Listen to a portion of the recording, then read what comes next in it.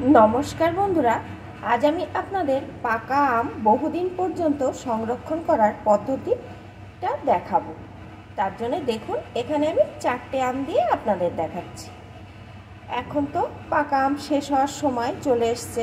আমরা বাঙালিরা বা যারা পাকা আম খেতে খুব পছন্দ করি তাদের তো মন খারাপ হয়ে যাচ্ছে, কিন্তু এইভাবে যদি সংরক্ষণ করে রেখে দেন তাহলে কিন্তু বহুদিন পর্যন্ত পাকা আম আপনারা খেতে পারবেন। তাহলে আসুন বন্ধুরা, আমি কিভাবে পাকা আম সংরক্ষণ করে রাখি সেটাই আজ আমি আপনাদের সাথে শেয়ার করব। প্লিজ বন্ধুরা, ভিডিওটি একটা লাইক দিয়ে দেখতে থাকুন।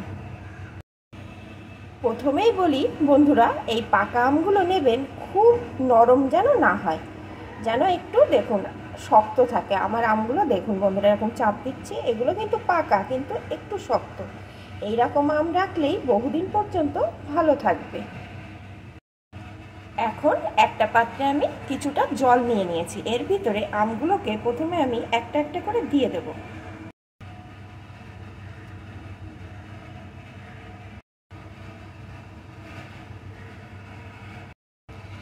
এখন 10 মিনিট মতন জলের ভিতরে আমগুলোকে আমি ভিজিয়ে রেখে দেব। কারণ বাজার থেকে তো পাকা আম কেনা থাকলে অনেক সময় দেখা যায় তারা বিভিন্ন রকম কৃত্রিম উপায়ে আমগুলো পাকিয়ে দেয়। তাই যদি একটু জলে ভিজিয়ে রাখি তাহলে তার প্রভাবটা অনেকখানি কমে যাবে, আমগুলো দীর্ঘদিন পর্যন্ত ভালো থাকবে। 10 মিনিট পর আমগুলোকে আমি তুলে নেব। তুলে নিয়ে ভালো করে একটা সুতির কাপড় দিয়ে আমগুলোকে মুছে নেব। আমগুলোকে আমি সুতির কাপড় দিয়ে ভালো করে মুছে দিয়েছি। এখন একটা ফ্যানের নিচে কিছুক্ষণ রেখে দেব, তাহলে যেটুকু জল থাকবে সেটুকু শুকিয়ে যাবে। আমি কিছুক্ষণ ফ্যানের নিচে রেখে দিয়েছিলাম, এখন কিন্তু আমগুলো পুরোপুরি শুকিয়ে গেছে। আমার হাতে সময় কম, যেহেতু আমি আপনাদের ভিডিওতে দেখাচ্ছি তাই আমি ফ্যানের নিচে রেখে শুকিয়ে নিয়ে আসলাম। আপনাদের যদি হাতে সময় বেশি থাকে তাহলে একটা খোলা জায়গায় কিছুক্ষণ রেখে দেবেন, তাহলেই আমগুলো পুরোপুরি শুকিয়ে যাবে। তবে বন্ধুরা, আমগুলো কিন্তু পুরোপুরি শুকিয়ে তারপরে রাখতে হবে, না হলে কিন্তু নষ্ট হয়ে যাবে। এখন আমি এই আমগুলোকে একটা একটা করে খবরের কাগজ একটু টুকরো করে ছিঁড়ে নিয়েছি, এর ভিতরে এক একটা আমকে আলাদা আলাদা করে মুড়ে নেব। তাহলে বন্ধুরা, আমি মুড়ে নিয়ে আপনাদের দেখাচ্ছি। এই যে দেখুন বন্ধুরা, এইভাবে আমটাকে পুরোপুরি একটা পেপার দিয়ে কভার করে নিতে হবে, যেন কোনো জায়গাটা বেরিয়ে না থাকে। সবকটি আম আমি পেপার দিয়ে ভালো করে মুড়ে নিয়েছি। এখন আমি নিয়েছি একটা প্লাস্টিক। দেখুন বন্ধুরা, প্লাস্টিক তো সবার ঘরেই থাকে। এই প্লাস্টিকের ভিতরে এক এক করে আমগুলোকে আমি ভরে নেব। প্লাস্টিকের ভিতরে আমগুলো আমি ভরে নিয়েছি। এখন একটা রাবার দিয়ে এই মুখটা বন্ধ করে দেব। দেখুন বন্ধুরা, একদম টাইট করে কিন্তু আমি মুখটা বন্ধ করে দিয়েছি।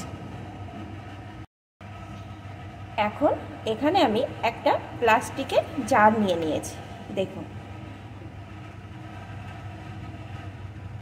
বন্ধুরা, আপনাদের যদি এরকম ঘরে প্লাস্টিকের জার থাকে কিংবা কাচের জার যদি থাকে, কাচের জার হলে কিন্তু সব থেকে ভালো হয়। তাহলে তার ভিতরে এই প্যাকেট করা আমগুলোকে ঢুকিয়ে দেবেন।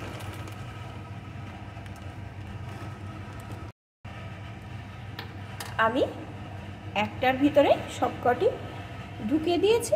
আপনাদের যদি ছোট বড় সাইজ থাকে তাহলে দুটো দুটো করেও রাখবেন, কোনো অসুবিধা নেই।